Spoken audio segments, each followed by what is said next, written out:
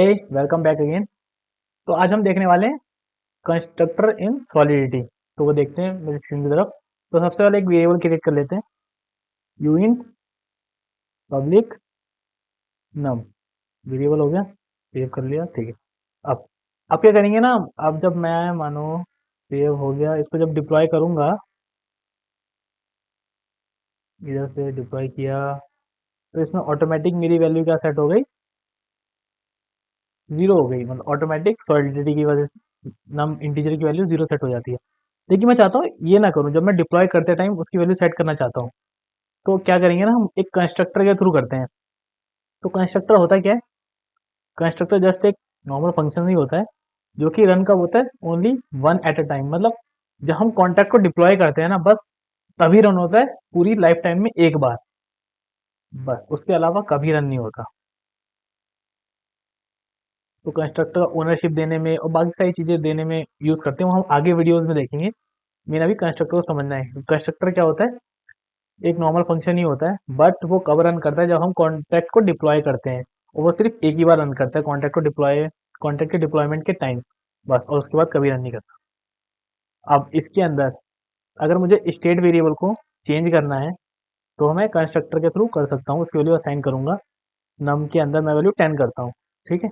अब हम पहले क्या कर रहे थे, हम वैल्यू यहीं पे डिक्लेयर की मैंने इंटीजर को, और यहीं पे मैंने असाइन कर दिया।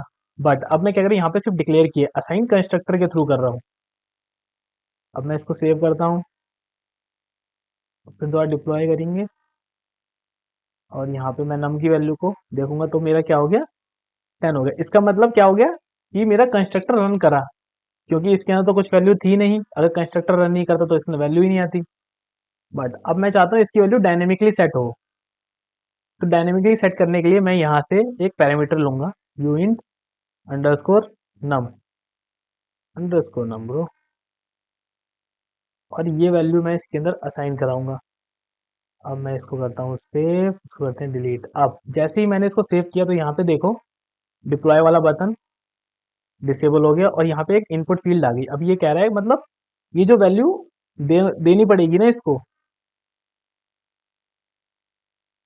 जो वैल्यू मैं इसको दूंगा, वो यहाँ पे पैरामीटर से ऐड करने करके देना पड़ेगी। तो वो कैसे देते हैं, अब इसके अंदर कुछ भी वैल्यू डालूंगा। मैं मानना मैंने डाल दी 20। अब मैं इसको डिप्लॉय करूंगा, डिप्लॉय करा। अब यहाँ पे जो आएगी वैल्यू, अब इसको नम को नम कराते हैं, तो इसने मुझे क्या वैल्यू दी थी, 20। अब मैं इसको जितनी बार डिप्लॉय करूंगा, तो हर बार नया कॉन्टैक्ट डिप्लॉय होगा, सेम नहीं होता है।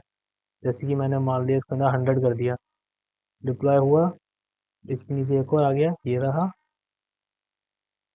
तो करते हैं नम। तो ये मेरा हो गया 100। तो ये था मेरा कंस्ट्रक्टर फंक्शन, किसका, सॉलिडिटी में कंस्ट्रक्टर। तो हम मिलते हैं नेक्स्ट वीडियो में।